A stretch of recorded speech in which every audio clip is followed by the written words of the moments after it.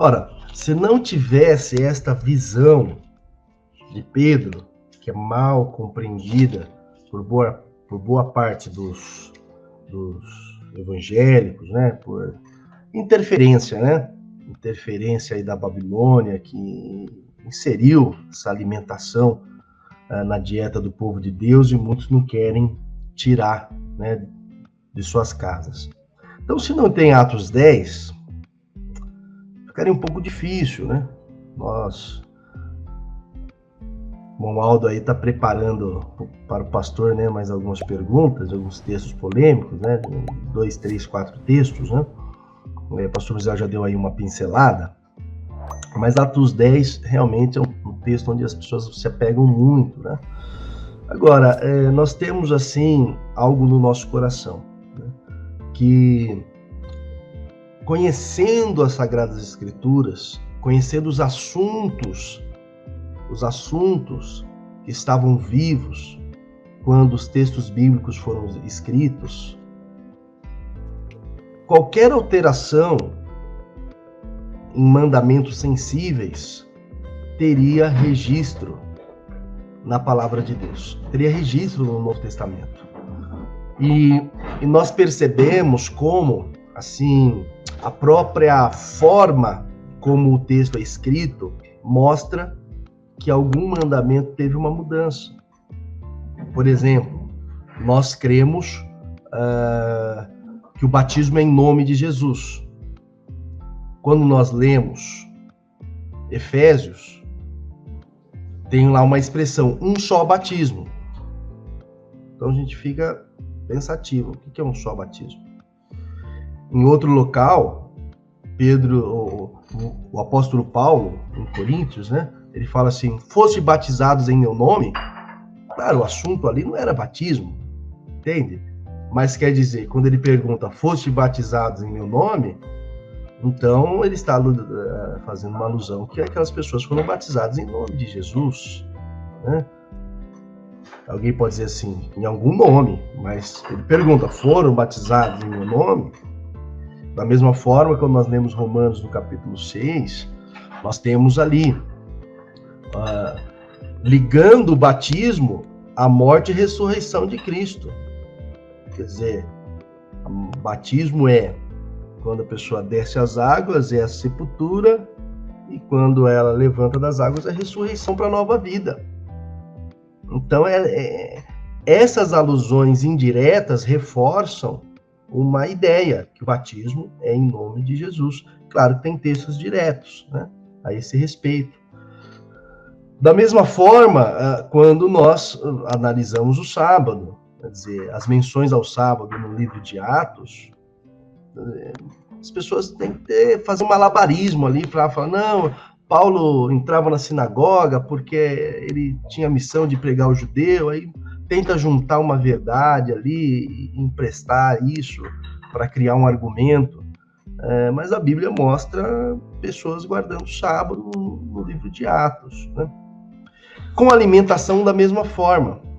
Primeiro, se houvesse uma alteração nesta lei, nós teríamos que ter menções mais claras.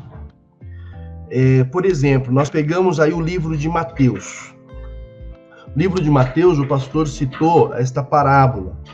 O pastor citou esta parábola dos peixes, né? Mateus 13, o reino dos céus é ainda como uma rede que é lançada ao mar e apanha toda sorte de peixes. Quando está cheia, os pescadores a puxam, então sentam-se e juntam os peixes bons e jogam fora os ruins. Quer dizer, peixe bom é puro, né? Peixe ruim é impuro. Bom, alguém pode pensar assim, bom, o livro de Mateus foi escrito antes de Atos. Opa, calma. Os acontecimentos que Mateus registra, de fato, é um evangelho que registra, né, o ministério de Jesus. Só que o livro de Mateus, uma boa hipótese é que ele foi escrito aí por volta do ano 50. Então, quer dizer, ele é escrito quando o o evangelho já estava, né, se difundindo amplamente entre os gentios. Claro que Mateus escreve, mais voltado aos judeus. Porém, se nós fôssemos assim pegar uma parábola como essa, poderia ter um indicativo. Caso, quer dizer, 20 anos depois da morte de Jesus, 10 anos depois dessa visão de Pedro, a igreja comendo animais impuros, né, já com alguma frequência, seria aceitável se Mateus suprimisse até, né, porque peixes bons e peixes ruins não existiria mais, entende? Mas ainda, no livro de Atos, quando a igreja estava reunida, justamente para decidir o que ocorreria com os gentios que estavam entrando na igreja a respeito da circuncisão, então tem uma menção estranha, né? Ali Pedro é chamado a discursar e Pedro fala, os não sabem, quer dizer, ali o concílio, já temos aí aproximadamente 15 anos da morte de Jesus, 5 anos depois da visão de Pedro, e Pedro é chamado para falar assim, os irmãos sabem muito bem que o Senhor me deu aquela visão, e eu que batizei os primeiros gentios, a casa de Cornélio. Ele traz novamente aquela história, e novamente Pedro só cita que no concílio de Jerusalém, em Atos 15, Pedro só cita que a visão se referia aos gentios. Mas na determinação do concílio, Tiago dá uma declaração interessante. Ele fala assim, bom, não vamos impor aos gentios, né, uma carga maior. Vamos que eles se abstenham da comida sacrificada aos ídolos, do sangue, da carne de animais estrangulados, da carne sufocada e da imoralidade sexual. Atos 15, aqui o versículo 29. Então, por que esse quarteto? Comida sacrificada aos ídolos, sangue, carne sufocada e imoralidade sexual. Porque essas eram as exigências principais quando o estrangeiro no Antigo Testamento queria entrar para o povo de Israel. Claro que ele tinha que aceitar toda a lei, ele tinha que andar conforme a lei de Israel. Mas isto aqui era Levítico 17, 18, traz essas menções. Estranho. Alguém comenta assim, não, mas é porque os gentios, os judeus, para andar com alguma comunhão, então falava assim, não come aí carne sufocada. O que é carne sufocada? Na hora de abater ali o animal, né, tinha que imolar ele para que seu sangue escorresse, né, fosse retirado. Não poderia estrangular ou matar a paulada e comer aquele animal, um animal que teve algum acidente e faleceu ali, quer dizer, a lei judaica não comia esse tipo de carne, né? Carne sufocada, carne estrangulada, né? E por que essa ordem residia aos gentios, sendo que agora eles estavam liberados para comer animais?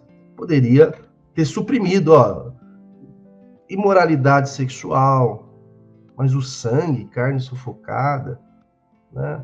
Então, são coisas que a gente fica pensativo.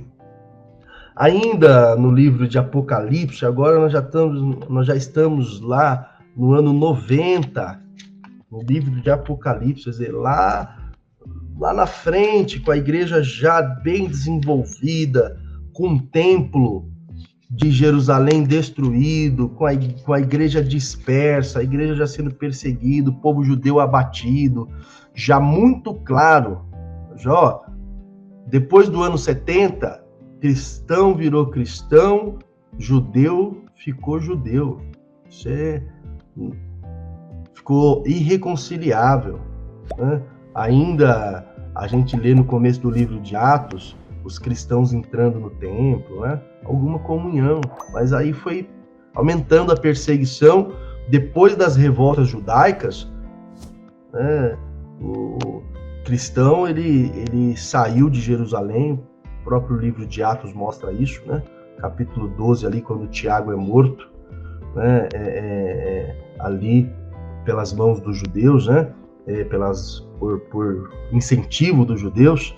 Então, ali já era uma prova de fé, porque os cristãos estavam sendo perseguidos em Jerusalém e os apóstolos decidiram ficar. E essas perseguições foram aumentando. Né? As missões do apóstolo Paulo mostram isso. Inicialmente ele entrava na sinagoga e quando ele começava a falar, né, tinha judeu que ia até em outra cidade para atrapalhar a pregação. Né? Então, quer dizer, depois do ano 70, o templo de Jerusalém destruído, agora no ano 90, João recebe as visões do Apocalipse e faz novamente uma menção que não faz sentido, caso a igreja tivesse perdido a ideia de animal impuro, que é Apocalipse capítulo 18, versículo 2. Né? Será mesmo que João, para proteger a consciência dos judeus, depois de tanta coisa, ele ainda preservaria uma menção como essa? Ele fala assim, Apocalipse 18, 2, né? Caiu a grande Babilônia, ela se tornou habitação de demônios e antro de todo espírito imundo, antro de toda ave impura e detestável. Como assim ave impura? Se agora eu posso comer o urubu, o gavião. Por que agora há aves impuras? Não tem mais aves impuras. Não faz sentido uma menção dessa no livro de Apocalipse, fechando a Bíblia. Entende? Então, na concepção de João, as aves continuaram impuras, como eram desde os tempos de Noé, desde os tempos de Jesus, desde os tempos dos apóstolos, e no último livro bíblico você tem um registro importantíssimo, aves impuras. A única justificativa para João manter essa nomenclatura é porque ele ainda considerava que havia animais puros e impuros. Aquele que vai defender, ele vai falar assim, não, é porque para não escandalizar o judeu e para não criar uma rixa entre gentios e judeus. Ora, será? A essa altura do desenvolvimento bíblico? Então não. A menção é clara, né? Então nós percebemos que não houve oposição, caso a alimentação tivesse sido mudada, a dieta bíblica tivesse admitido agora animais impuros de toda sorte, haveria uma grande oposição. Nós lemos o Novo Testamento e não encontramos essa oposição dos judeus, do partido da circuncisão. Os apóstolos não precisaram fazer essa defesa exaustiva e eles teriam que ter feito, porque assuntos menores causavam problema, né? A alimentação causaria um grande problema.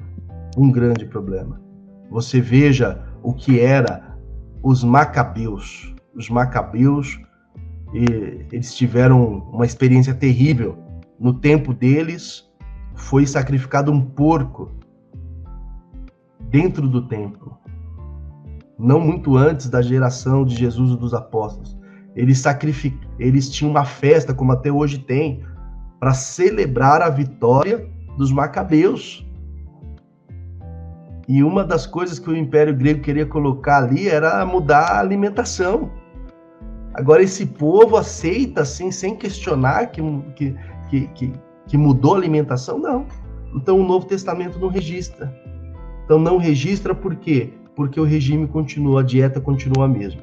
E as menções que temos de Atos 15, de Apocalipse 18, é que os apóstolos continuaram entendendo que havia animais impuros e animais puros. Então, para nós hoje, nós entendemos que, apesar de lá atrás Deus ter dado uma alimentação a Adão, né, de tudo que a terra produz, depois ele permitiu a Noé que se comesse carne, esta permissão é a que vale para nós até hoje. Valeu para Moisés, valeu para Jesus, valeu para os apóstolos e vale para nós. aumentar essa dieta para animais impuros é algo contra a palavra de Deus e é pecado.